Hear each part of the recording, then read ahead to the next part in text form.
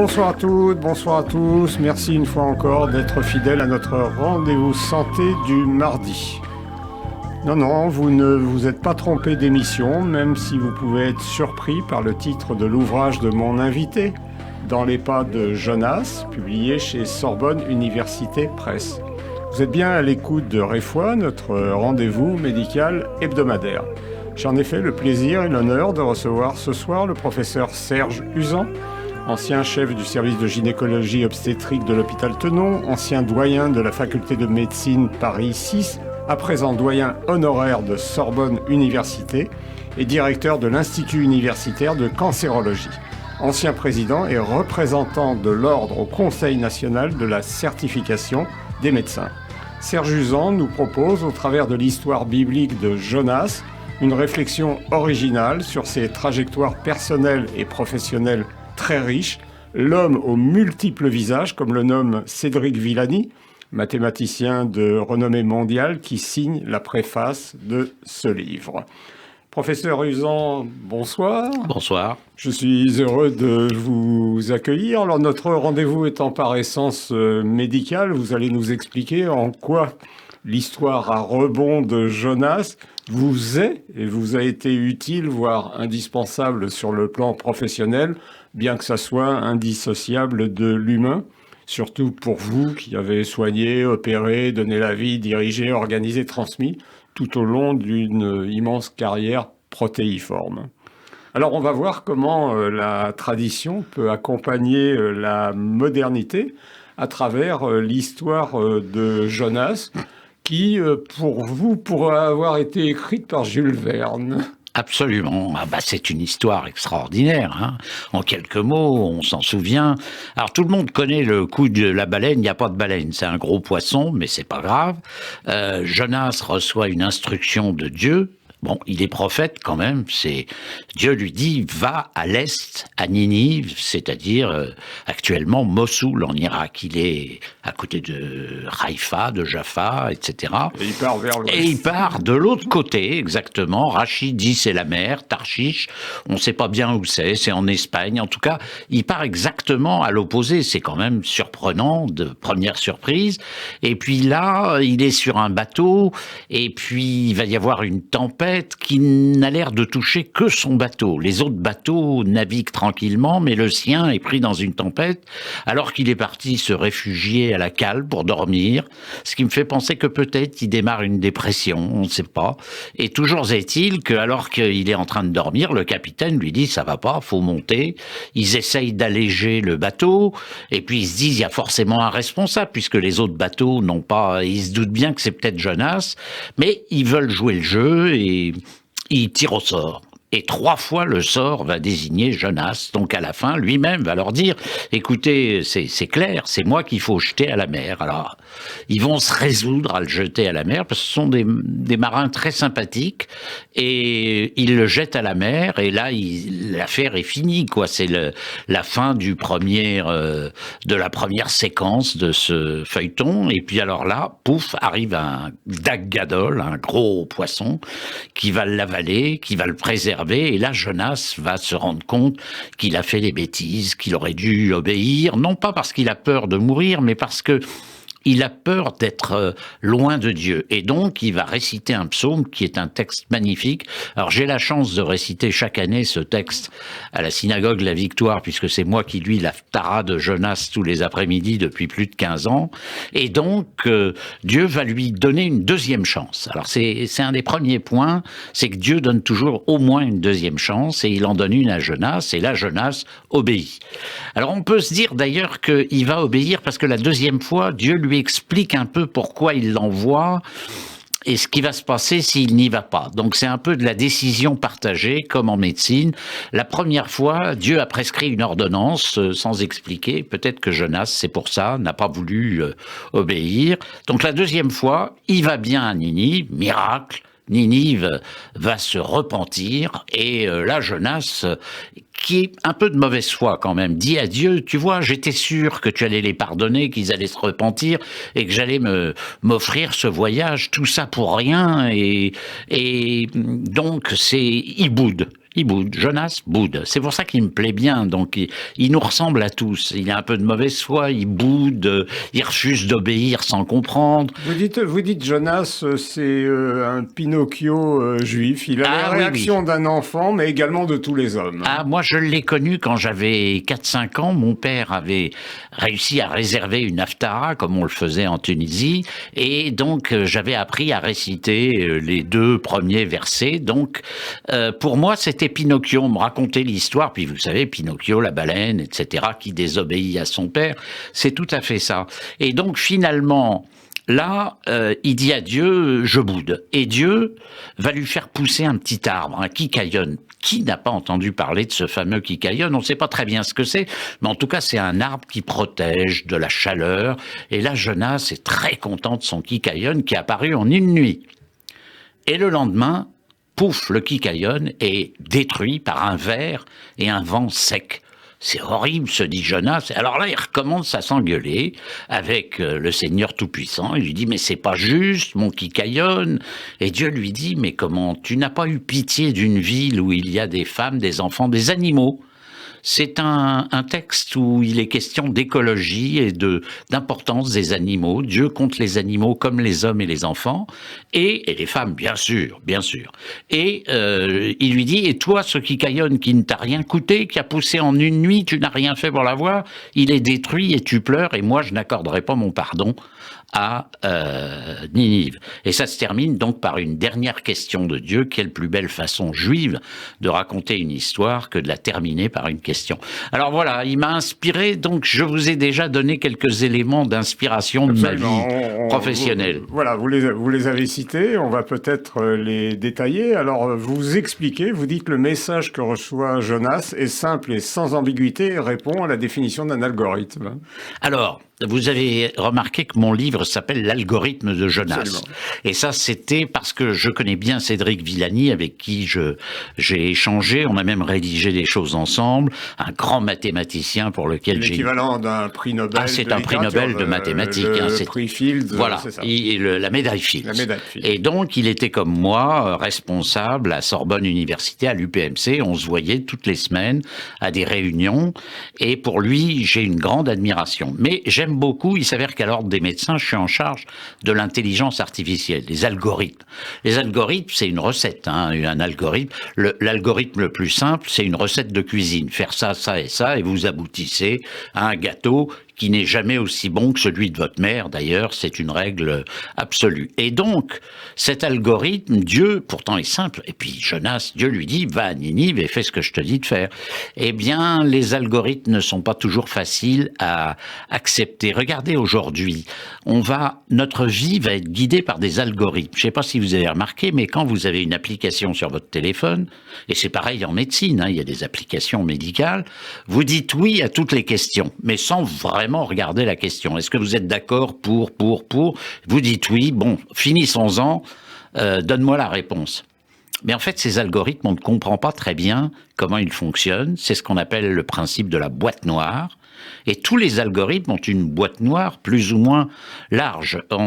J'ai été amené à présenter la question pour les nouvelles lois de bioéthique à l'Assemblée nationale, où la question était « Qui est responsable si un algorithme vous dit à telle patiente il faut faire telle chimiothérapie, et puis qu'il y a eu une erreur, etc. » Aujourd'hui, d'ailleurs, après cette discussion, on a conscience qu'il y a 3 responsables. Celui qui a fabriqué l'algorithme, donc là c'est assez simple. Il y a celui qui a fabriqué le matériel qu'il utilise, et puis le médecin reste responsable d'un algorithme auquel parfois il ne comprend rien.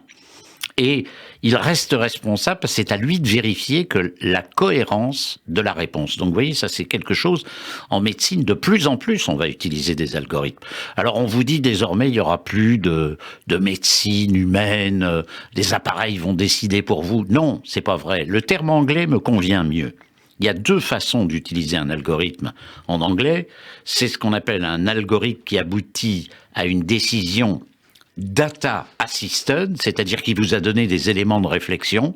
Là, c'est mieux, puis à la fin, vous prenez votre décision, et idéalement, vous prenez votre décision avec le patient. C'est ce qu'on appelle la décision partagée, parce qu'elle a été explicitée, parce qu'elle a été détaillée, parce qu'elle a été comprise par le patient, et par opposition. Sur les bases de l'éthique, vous insistez beaucoup. Bien sûr. Et à côté de ça, vous avez des algorithmes qui vont aboutir à une décision data-driven, c'est-à-dire que c'est la machine qui vous dit ce qu'il faut faire, c'est elle qui conduit. Eh bien ça, c'est inacceptable, et je pense qu'il faut aller vers cette médecine aidée par les données, aidée par les algorithmes, mais à la fin, dans une sublime, vraiment je la qualifie de sublime relation entre le patient et le soignant, cette situation qui fait qu'ils optent pour telle ou telle décision. C'est la décision partagée. Et il faut savoir que la décision partagée n'est pas la même pour tous les patients. Moi, je me souviens d'une patiente que j'avais opérée d'un cancer du sein, il fallait lui faire un curage, et à ce moment-là, la patiente m'a expliqué que sa passion dans la vie, c'était de danser, de faire de la danse espagnole, du flamenco. Et donc la cicatrice se serait vue, et nous avons décidé de prendre une autre décision. Et voilà, je suppose que c'est toute la différence qu'il y a entre l'intelligence artificielle, l'intelligence humaine, et surtout ce que j'appelle l'intelligence émotionnelle. Mais pas question de dire « c'est mon médecin, je lui fais confiance, quoi qu'il dise, je suis d'accord », ça ne doit plus exister, et ça n'existe plus parce que nos données, nos connaissances évoluent très vite. J'en ai parlé tout à l'heure dans vos titres, quelque chose qui est très très important pour vous, c'est l'obsolescence du savoir. Alors, on nous expliquait que les connaissances qu'on avait, nous, acquises lors de nos études de médecine étaient, en gros, leur demi-vie était périmée en 5 ans. Et qu'il fallait donc, c'était une nécessité absolue de se former en permanence. Alors, il s'avère que 5 ans, c'est pratiquement dans le meilleur des cas. Il y a aujourd'hui des données qui évoluent d'un mois à l'autre. On l'a vu avec le Covid. On l'a vu avec le Covid. Et là, les médecins, soyons francs, et les journalistes aussi, se sont donnés en spectacle de la pire des façons, c'est-à-dire avec des raisonnements de péremptoires.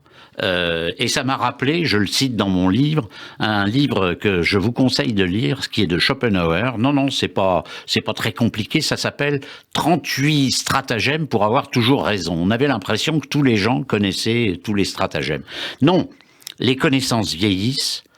C'est déjà une obligation pour tous les médecins. L'article 11 du Code de déontologie dit qu'on doit prendre une décision avec les connaissances actuelles de l'art.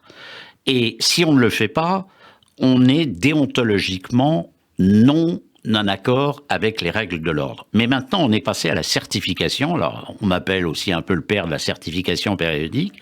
J'avais produit un rapport qui est passé dans les textes, et depuis le 1er janvier 2023, alors c'est pas quelque chose pour contrôler ou sanctionner les médecins, c'est simplement un périmètre qui dit que les médecins, tous les 6 ans, doivent avoir refait un cycle de connaissances et de compétences. Alors des fois, les patients me disent « mais alors ils vont repasser un examen ?» Pas du tout.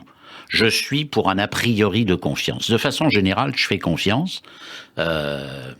On s'est fait confiance pendant des années. Quand moi j'étais d'un côté du champ et toi de l'autre, et ben on était tous les deux sur le même patient, mais la confiance était là entre nous, mais elle était là entre le patient et nous, et tout ça était lié à notre conscience de ce qu'on faisait.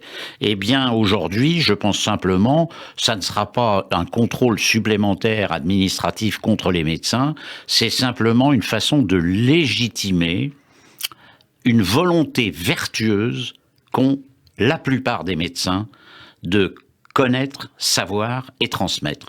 Les médecins ont cette caractéristique d'aimer beaucoup transmettre aux plus jeunes, qu'ils soient enseignants ou pas, mais on a toujours eu cette transmission, un peu comme des rabbins. Mais ils ont souvent une intime conviction, et comme Jonas d'ailleurs. Eh ben oui, et il se trompe là. Jonas, d'ailleurs, je le fais parler à un moment et je lui fais dire, j'ai l'intime conviction que ce que je suis en train de faire là est monstrueux, je désobéis à Dieu, mais moi je pense que c'est mieux, parce que Alors, il y a une raison, il faut un peu aller dans le midrash pour trouver la raison. Il a peur que finalement les Juifs aient une situation de comparaison par rapport aux Assyriens qui soit pas favorable.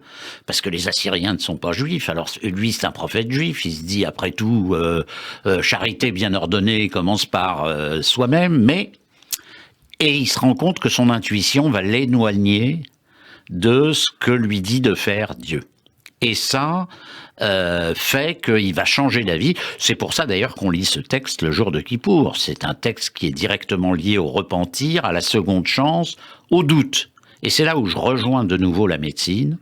On m'a souvent dit, pourquoi dans votre faculté de médecine, il n'y a pas un certificat d'éthique Non, l'éthique, elle est vraiment à voir partout dans l'exercice de son métier, et je préfère qu'on parle plutôt de doute constructif, de doute utile au patient, de doute qu'on exprime aux patients. Alors c'est vrai que c'est plus facile quand on est moi quand j'étais professeur, un vieux professeur qui dit à un patient, écoutez, je vais réfléchir, je sais pas bien ce qu'il faut faire, elle dit, le patient ou la patiente dit, il est formidable, il va réfléchir. Si vous êtes jeune et que vous dites ça, il dit, le malheureux, il maîtrise pas la situation, et vous avez tendance à dire, je me demande si c'est pas le moment de changer de crèmerie.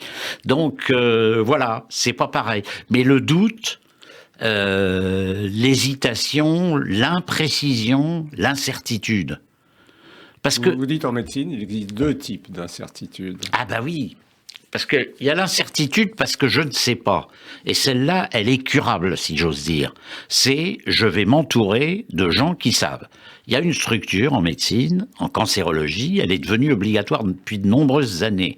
Et elle a largement amélioré la pratique de la cancérologie. C'est la réunion de concertation pluridisciplinaire. Elle est obligatoire. Il faut qu'il y ait des oncologues, des radiothérapeutes, des anapathes, etc. C'est important, ça, pour les patients, pour les auditeurs. Aucune décision grave n'est prise. Capital. C'est capital. Et je peux vous dire que nous avons beaucoup étudié ce sujet dans mon service et nous avons vu que la décision, parce que en fait, le fonctionnement de mon service était le suivant, c'est-à-dire que le médecin qui connaît le patient, parce qu'il y a aussi, on sait ce qui est bon et pas bon pour le patient, ce qu'il veut pas. Quand un patient me disait, vous pouvez monter et descendre, je ne ferai pas de chimiothérapie, eh ben, il faut réfléchir en disant, il fera pas de chimiothérapie.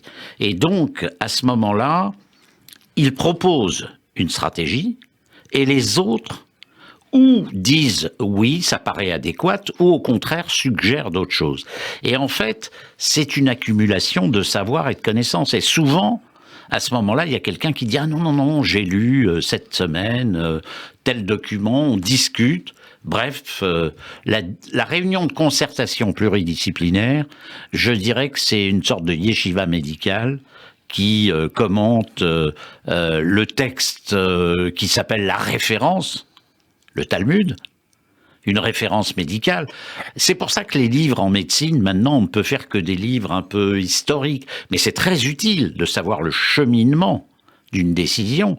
Mais les connaissances varient, et puis avec Internet, on les a. Alors le problème, c'est que Internet est le véhicule d'un nombre incroyable de sottises.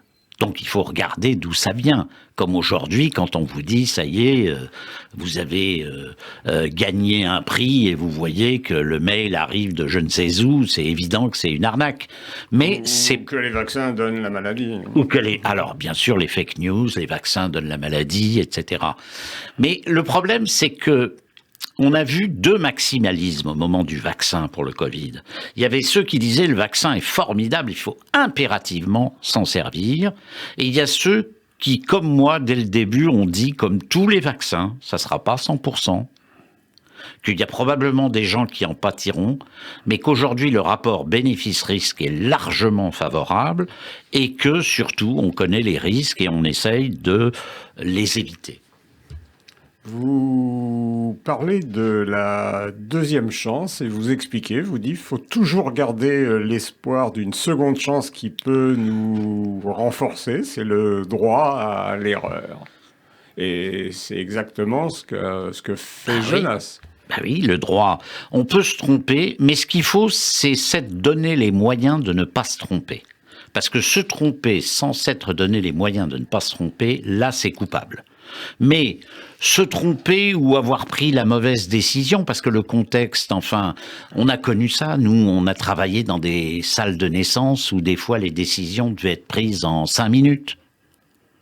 C'est la première bonne question, c'est est-ce que je dois prendre la décision en 5 minutes? Et des fois, on se disait non, j'ai une demi-heure et c'est le moment ou jamais de réfléchir. Et puis il y a d'autres fois où il fallait prendre sa décision. Dans votre spécialité, parfois, il fallait la prendre en moins de 5 minutes. Moins de 5 minutes.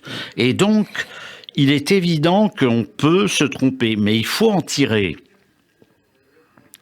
une information, c'est ce qu'on appelle les revues de morbi-mortalité, où on analyse ce qui s'est passé, comme le font les pilotes quand il y a un accident, c'est pas seulement pour condamner quelqu'un. Eh bien, ces revues aujourd'hui sont extrêmement importantes. Et nous, je sais que nous allons mettre en route une formation dédiée aux événements, la gestion des événements indésirables, leur prévention, leur prédiction et éviter leur renouvellement. Alors je pense que Jonas, s'il avait reçu quelque temps après un nouvel appel de Dieu pour aller sauver cette fois-ci, peut-être Sodome d'ailleurs, parce qu'on voit bien que Sodome et Ninive vont pas subir le même sort, eh bien peut-être qu'il aurait accepté du premier coup. On se rencontre dans votre ouvrage. Alors, vous commencez par ça, je l'ai gardé plutôt pour la fin, le mot sur Leonard Cohen, que vous admirez beaucoup. Ah oui. Oui, c'est un chanteur que j'adore, et je l'adore d'autant plus que il suscite en moi des réactions extraordinaires. Vous savez, Leonard Cohen, peu de temps avant de mourir, a écrit... Vous m'avez incité, professeur Usan, à aller écouter You Want It Darker. You Want It Darker, où finalement il dit à Dieu, parce que c'est quand même extraordinaire, donc il est croyant, parce qu'il parle à quelqu'un, c'est qu'il y croit, et c'est formidable. Et d'ailleurs, il faut entendre ce morceau qui est accompagné par les chœurs de la synagogue de Montréal, etc. Je l'ai appris dans votre... Oui, absolument. C'est formidable. Et donc... Le Hineni. Hineni. Et il dit... Hineni, I'm ready, my Lord. C'est-à-dire, me voici, je vais mourir, je suis prêt. Et c'est un peu ce qu'on a envie d'être capable de dire à ce moment-là. Et donc, il commence par reprocher à Dieu tous les morts, toutes les horreurs qui ont été vues. Et à ce moment-là, il se rend compte qu'il est allé très loin. C'est formidable, vraiment, écouter cette chanson. Et il va dire... devant l'énormité de ce qu'il pense, magnified, sanctified, be the holy name. Eh bien ça en hébreu, ça se dit Gadal, Kadash, Shemei Rabbah. Et donc il arrive à dire le Kaddish. C'est vraiment... je vous conseille d'écouter cette chanson, je serais prévenu pour rien. Vous dites il accepte l'existence et le dialogue avec Absolument. Dieu. Voilà, on arrive au terme de notre entretien. Vous voyez, ça passe très très vite. En fait, cet ouvrage, voilà, au titre peut-être qui peut sembler énigmatique, est un ouvrage clé, éducatif, pédagogique, didactique. Vous dites qu'il devrait participer à l'éducation morale des enfants. Ah oui, absolument. En tout cas, mes petites filles, mais elles en savent maintenant beaucoup sur Jonas et... mais je crois qu'il faut apprendre Jonas. En tout cas, commencer par Pinocchio, puis après leur apprendre Jonas. Vous dites, il m'a appris à rencontrer Rachy, Jérôme Lindon, de retrouver Moby Dick, Voltaire, Camus et même Michel-Ange. Absolument, tous ces gens que je cite dans le livre et qui ont parlé directement de Jonas. Le plus beau, c'est Jérôme Lindon. C'est vraiment son livre sur Jonas, c'est une merveille. Très honnêtement, je l'ai lu X fois. Et puis, c'est lui qui dit que Jonas, c'est à chaque fois une nouvelle découverte. Et nous avions chaque année une nouvelle découverte à la Victoire quand on nous racontait Jonas. Et je veux citer Zichrono Livracha, l'âme de Jean-Paul Bader. Peut-être que beaucoup d'auditeurs l'ont entendu. Il nous racontait chaque année Jonas, mais d'une telle façon qu'on attendait le dénouement en se disant « mais qu'est-ce qui va se passer ?» C'est formidable. Professeur Serge Usan, dans les pas de Jonas, l'algorithme de Jonas, une formidable règle et leçon de vie. Je vous remercie beaucoup. Merci à vous.